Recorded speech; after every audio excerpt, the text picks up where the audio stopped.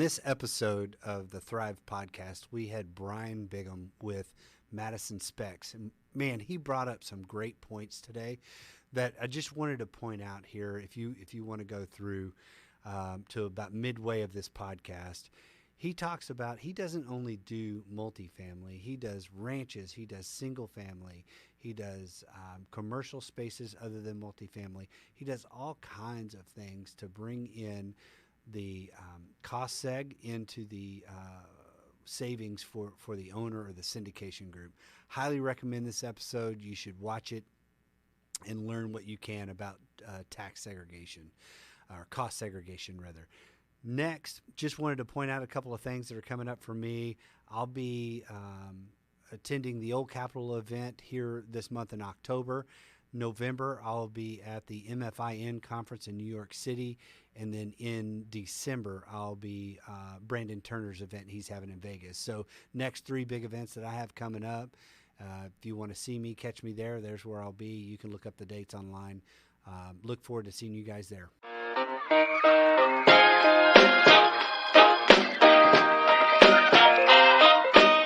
Dan Stolzfus here, and myself, Dax Ferguson with Heritage. And then we brought in Brian with Madison Specs to talk about a wonderful thing called cost seg today.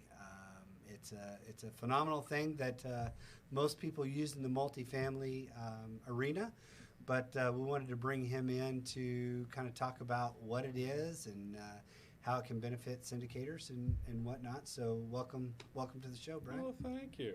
Yeah, it's fun talking about taxes, isn't it? Yeah, taxes. Yeah. Woohoo! Let's talk more. Oh, yeah.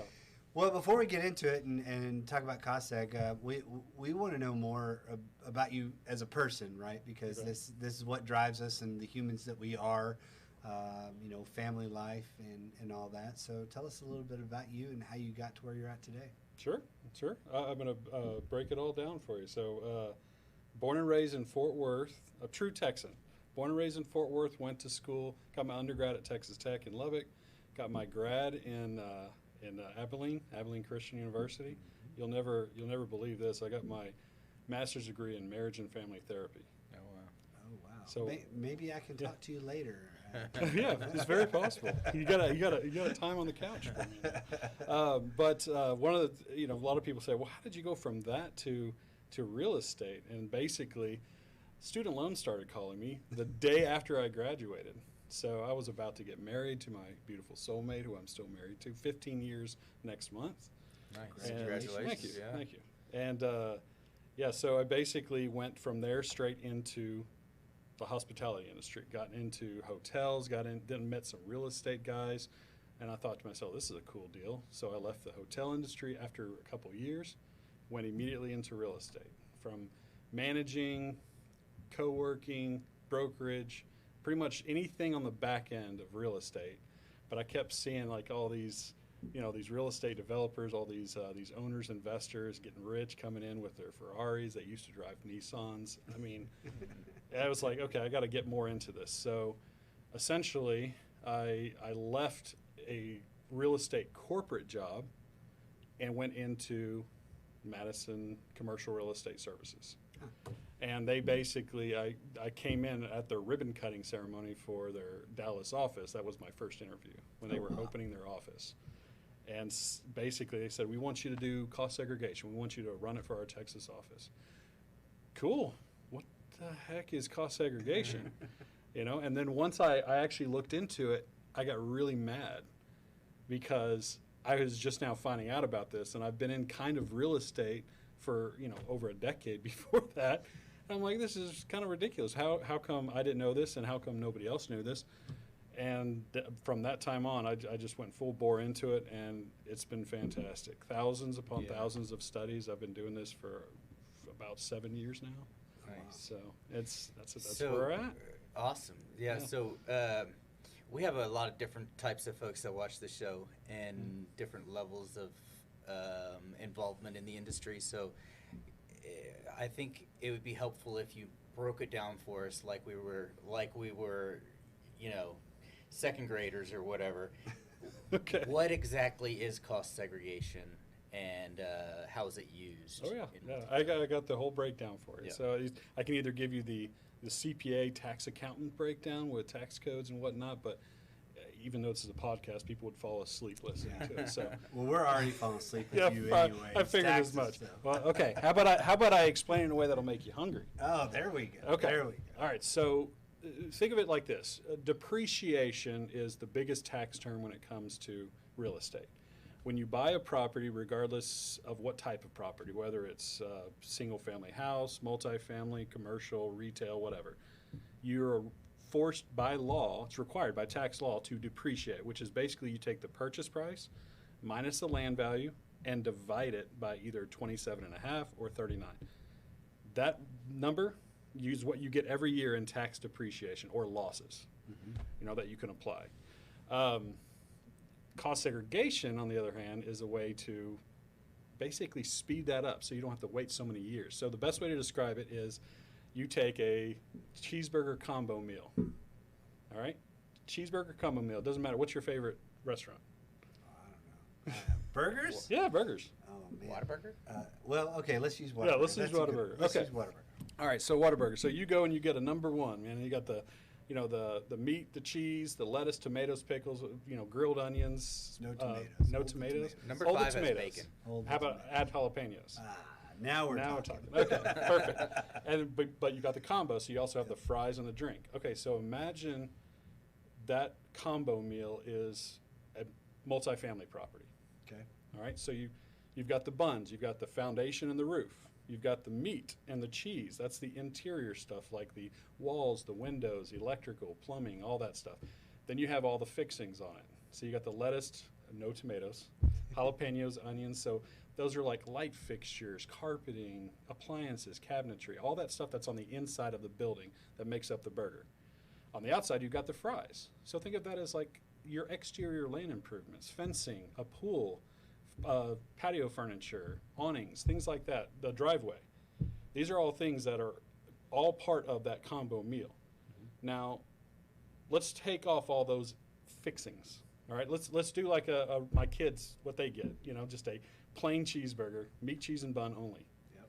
All right, it's still considered a cheeseburger, right? Yep. So even though it doesn't have all that stuff on it. So the concept that I'm trying to get to with you on that is you have multiple assets within one property. So when you take them off, it's still the building. So you can still depreciate it over many years. But when you take off those things that wither faster, they have a shorter life expectancy. That's where you get cost segregation. You're able to take those depreciation much faster. So the interior stuff, like the carpeting, the appliances, cabinetry, all that, you can actually take those the first 5 years, or according to the new bonus depreciation laws, you can take it all in year one. Now the outside, the exterior stuff, like the fries, the asphalt paving, the fencing, the pool, all that, those depreciate over 15 years. So you get years 1 through 15. Okay. Basically, the best way of saying it is it's the time value of money. You're fast forwarding all of that depreciation up front, so you don't have to wait decades for it later. And if you're going to hold on to that asset just for a short period of time, taking it all up front helps your tax burden even better. And then when you sell that, the depreciation doesn't go with it. It goes with the original owner, or does it stay with the property? So whenever you sell it, your depreciation will stop right there. But a new owner that comes in, they actually get a brand new. It starts from They scratch. can set it up themselves. They can set it up themselves. So you're not stealing from a future Exactly. property owner by taking advantage. Exactly. Yeah, absolutely. That's right. And That's what I was thinking. And this works only in the investment world, not in your personal house or in. There's ways around that. It works in single family and multifamily and commercial, I'm assuming. Right. So typically you want to do it for commercial, like single family rentals or short-term rentals, especially multifamily, pretty much anything commercial. Now, I've recently done some ranches. So they're actually, what people are like, what can you do on ranches? Well, the fencing that on the perimeter, that fencing is 15-year property. Septic tanks or gravel roads or caliche roads. I mean, What about animals? Animals, technically you can, and We were they trying to- depreciate over 3 years instead of 5 years. But those are very specific. I eat my cows a lot faster than that. Well, so- my- See, that doesn't work. they depreciate pretty quick. At my old ranch, it was a high fence, so we had exotic animals, and we were trying to figure out how to insure those. and whatnot. Absolutely. Well, I'll give you an example. Now, every animal is actually considered specific. So, like, if you were doing racehorse breeding, for instance, those racehorses actually depreciate over 3 years. Yeah. You can take them up front. Huh. So it's a cool deal. I That's mean, incredible. and I say technically before because if you have your personal residence that you live in, if you rented out a room for 2 weeks or more per year, technically you can depreciate the property. Huh. As I'm saying that as your kids are watching. Sorry, guys. You're all about to start paying rent. Yeah. That's funny. I had no clue on that. So, why would people not use it? I'm going to start there because, Sure. I mean, we see the benefits of why people would use it and what you just said, but why would people not use it? All right. So technically, I mean, a lot of people say, well, where's the downside? It's like too good to be true. Well, technically, you can't use it if you're like a flipper or a wholesaler. If you buy and sell in the same year, you're not gonna be able to use tax benefits anyway.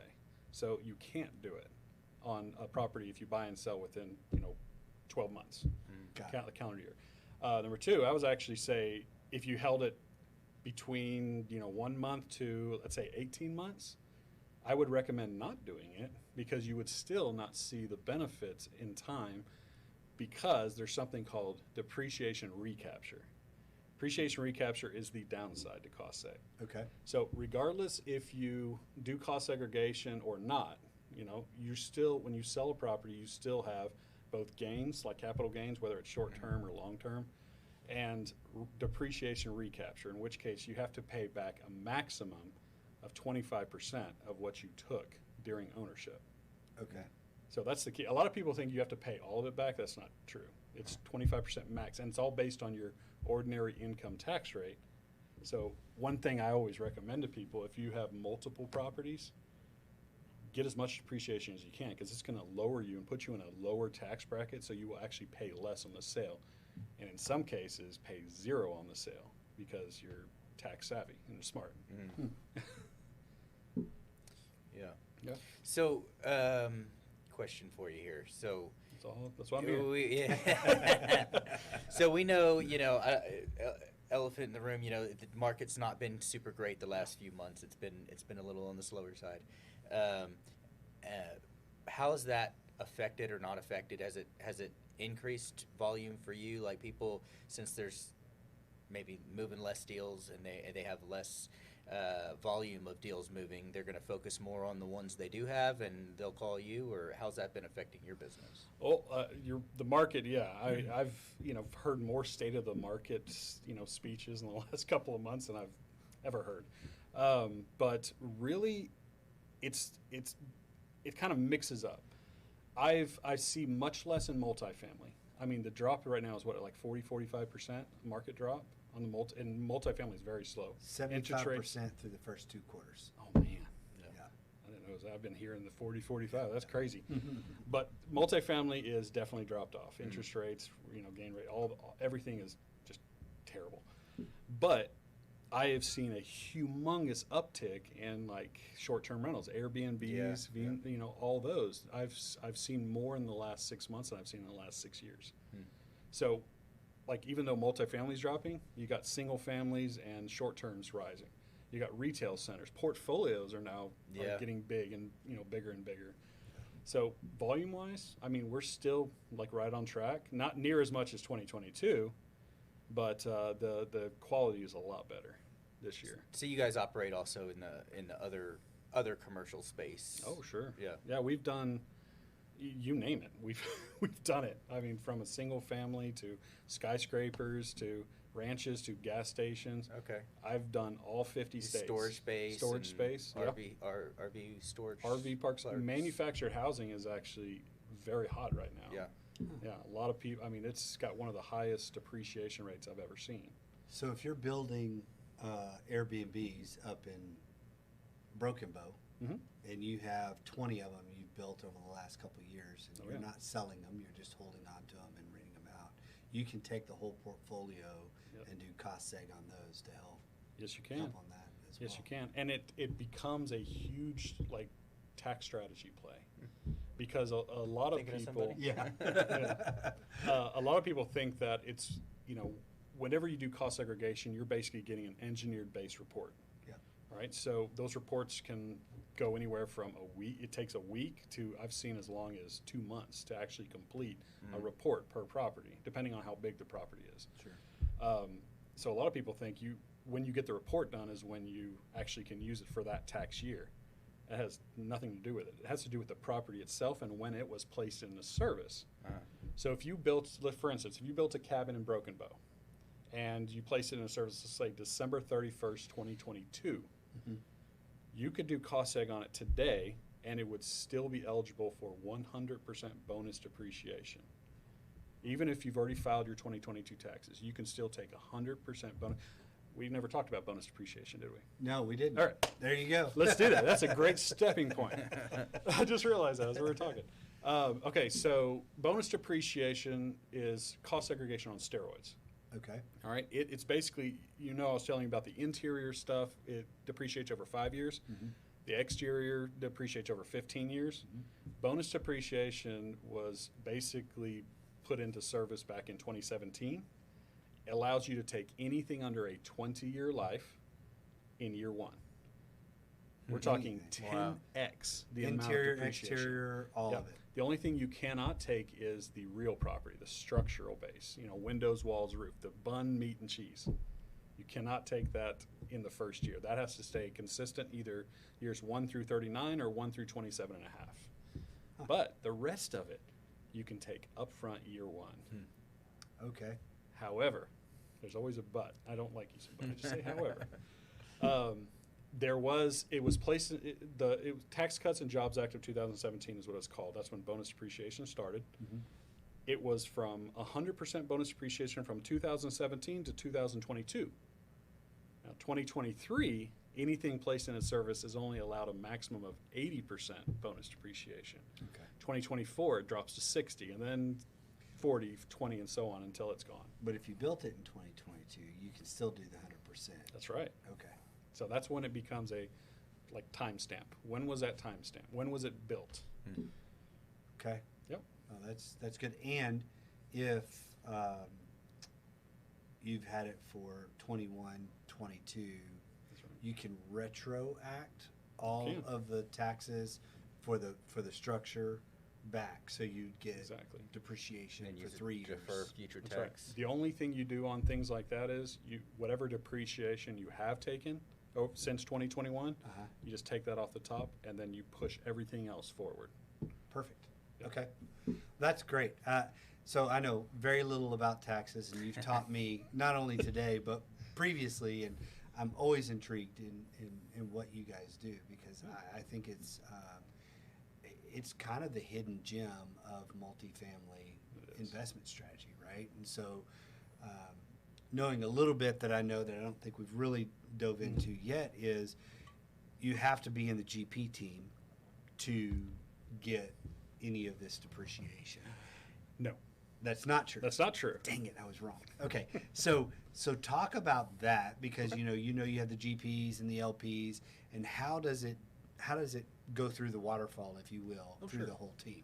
All right. So basically, now kind of going a little bit forward, the GPs are the ones that decide whether or not to do cost seg on the property.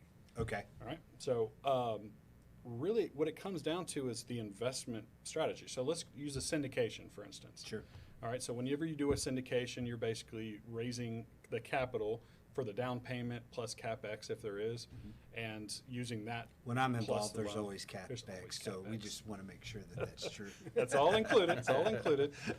But so whenever you're doing that, you have a purchase price, you have your land value, you have your split percentages, whether it's GP, LP splits, you have your capital raise or your equity portion that you need from your passive investors, and then you have your cost seg percentage. The cost seg percentage is what we think we can pull out of it and move year one for bonus depreciation. Okay. So whenever you have an investor, an LP, passive investor, you determine how much they want to invest, whether it's 50,000 minimums usually or 100,000. Just let's use flat 100,000. Somebody comes in and wants to invest $100,000 into this syndication deal. They're not investing in the actual property. They're investing in the entity that's purchasing the property. Correct. So what we need to determine is how much of that $100,000, how much of percentage of the entity are they purchasing? So using flat examples, let's say they invest $100,000, they get 1% ownership of the LP portion of the deal. So from that, you can actually determine how much in returns they're going to get, or projections of how much in returns they're going to get, IRR, cash on cash, et cetera, but also how much in depreciation losses they will get. Okay. Because the idea is if they own any percentage, whether it's 0.00001 or 100% of it, they're going to get a portion of both the returns and the losses. Got it. Because it's an ownership thing. It all trickles down. 1% of whatever percentage that the split has for them. Correct. Yeah. Correct. So that's all predetermined when you do, before you got to go into the cost seg, right? Technically, yeah. So I mean, if you have a property under contract, let's say LOI was accepted or letter of intent. I use those terms so much I forget. And you've got your lending terms. And you just basically call me and say, Brian, I'm 60 days out from closing. Here's the data. I'd like you to break it down on cost seg. Perfect. I'll give you an estimate, a projection. And from that projection, I can break it down per investor. And a lot of GPs use that broken down projection to actually help raise capital. Because who wouldn't want to hear about both the returns and the losses that they're getting from their investment? Sure. Like full transparency. So how long does it take you to put a report together, typically? So if you're 60 days from closing, they come to you and go, hey, I need this data. Oh, sure. What's that take? Estimates with the breakdowns and everything, 24 hours, Oh, wow. maybe 48 hours, just on if it's a weekend. So it's pretty painless. I'm doing other things. Right. You have kids, you have family, things like that. Yeah. So it's pretty painless for them to go through. It's not like very it's much I got to dig up all this data and do this. It's Oh, sure. readily available information. One of the things I always tell everybody, though, is if you do want the breakdown per investor, I will do it for you. I mean, I will literally do an estimate for the whole property. I will break it down per investor. I will jump on webinars with going over your deal with investors. I will speak with your investors on the phone, like any time that you need me to explain the benefits, completely free of charge. The reason why I'm doing all that legwork for free is because we cannot do cost segregation unless you own the property. Oh. So anything I can do to help you win that property with my expertise, I'm happy to do it. But we don't charge until you actually close on the property and do cost segregation. That's really cool. Yeah. Well, we have to talk about the best success story. Maybe it's not even a success story. Maybe it's the funniest story. He needs to entertain us, is what he I needs to mean, do. yeah. I mean, I feel like there's some entertainment in here. So, what? It doesn't even Is this have to a family show? Well, it doesn't even it doesn't have to be true necessarily. No, just make something up. You're a off the bad top. liar, though. I've seen you try to do it a couple times. That's true. So Yeah, probably I'm the no good at ethical poker. side of you gets in the way or something. But That's- what's a great story to maybe somebody didn't know and then they did it and it came out to be this huge success, Oh, or sure. just a funny story where they didn't do it and they go, dang it, Brian, I screwed up, or whatever. I mean, give us one or two of those. Oh yeah, I was gonna say I've got a couple of those. All right, so let's do the first one. How about a success story? So I told you I did a ranch recently. All right, so I had a gentleman call me up from the Houston oil business, and he said, Brian, I've got a 300-acre hunting ranch that I rent out to people that come out and all that. There's houses on it and everything. And he basically told me also I'm an active real estate professional, so any losses that I do on these properties will actually apply to my W-2. Okay. I'm like, great, perfect. So I can, we can gift you as much as we possibly can. He bought this property way down in deep South Texas for about $2.5 million. I went down there myself. I took my shotgun. It was hunting season. I'm What are going you to gonna say, do? yeah. How many tags did you bring with you, I was too? going to say, I won't talk about that part of it. But no, So I went down there. We did our tour, got the fencing, got some houses.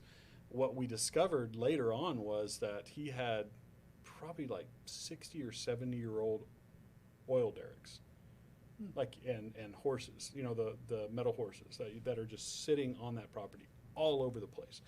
He told me they haven't worked in decades. He bought the property while they were still there. They're rusted over. They're nasty. They got things living in them. You depreciated them? And I was like, you have to take that depreciation. So ended up, he bought it for $2.5 million with those derricks and fencing and all the fun stuff on there. Ended up giving him about $1.8 million in depreciation losses for year one. For year one. That's crazy. So he's working on a ranch in Montana he wants me to work on. And I said, okay, let's do that. Yes, I mean, he basically paid $700,000 for that property after the benefits of tax. Well, Absolutely. And no, I didn't limit out that day. So I'm like hunting. You have to go back? We have to go back. We might have to go back, do a little, extra work. If you need any construction help out there, I'm willing to, drive. Go down there, give an assessment. Yeah. Let's see. How about a complicated but turned out to be successful story? I had a gentleman in California that called me up. This was last year. He called me up on August 30th, I think. It was either August 30th or August 29th. Anyways, called me up and said, hey, Brian, I forgot I needed to get COSEC done. I'm like, okay, perfect. When do you need it by? Week and a half. Yeah, it's all right. We can do that. What kind of property? He's like, well, it's 7 properties. Oh, okay. Well, yeah, we can still work with that. 7 multifamily properties. Oh, he actually lost his mother that year, and he inherited the properties. So we have to work out that as well. It's a step up in basis because it's an inherited property. When you do a step up in basis, you're basically you have to restart some of the depreciation based on values and all that. Like, okay, it's just a math problem, which I'm great at apparently. And by the way, there's also a 1031 exchange on this too. Nice. Oh, it just kept coming. The hits just kept coming. I loved it. So, after that, it was just nothing could surprise me. Go to the property, at least one of them. The first one I go to actually had 3 burned down buildings, completely burned down, nothing but just old, smoke and ash left. Long story short, on that one, we did all 7 properties. We did all the calculations correctly. We got their CPA, the information. They were able to file 3 days before the deadline, so we got it to them earlier than that. And they paid 0 in tax. They actually got a negative 6 figures back. So he told me later on that was the first time in 20 years that he's actually gotten a tax return check, tax refund. A 6-figure tax return? He didn't get the 6 figures, but he did carry over those losses to the next year, which is something else you got to know. Like, that's what bonus depreciation, you can knock off or put a huge dent in your tax liability and roll the remainder over year over year over year. Even if you sell the property and you had those losses, they still carry forward. Because they carry to you personally. That's right. Mm-hmm. Isn't that, that's the coolest thing. Yeah, it's pretty cool. That's incredible. So that's incredible. Overall, the best part about it is I get to legally screw the IRS as much as possible. This is the best job on the planet. But those are some recent ones. The other ones, that's why I was asking if it was a family show. I've sent a couple of my really quiet young engineers to a couple of gentlemen's clubs to do some of those, like those cost segregations. Didn't find much, or at least I don't think you did. But he didn't remember by the time he left. Yeah, just throw that one out. But it's you never know what you're going to find at some of these properties. You never know what kind of things you can do with the tax strategies that the government puts in place for you. That's pretty cool. It's great. Yeah. Well, all right, man. Well, hey, I appreciate you coming in and appreciate you coming on the show. It was awesome. It's good to have you. Absolutely. Thanks for having me. Good to have you and great to learn. Good. Appreciate it. Let me know what else I can do. Will do. Perfect.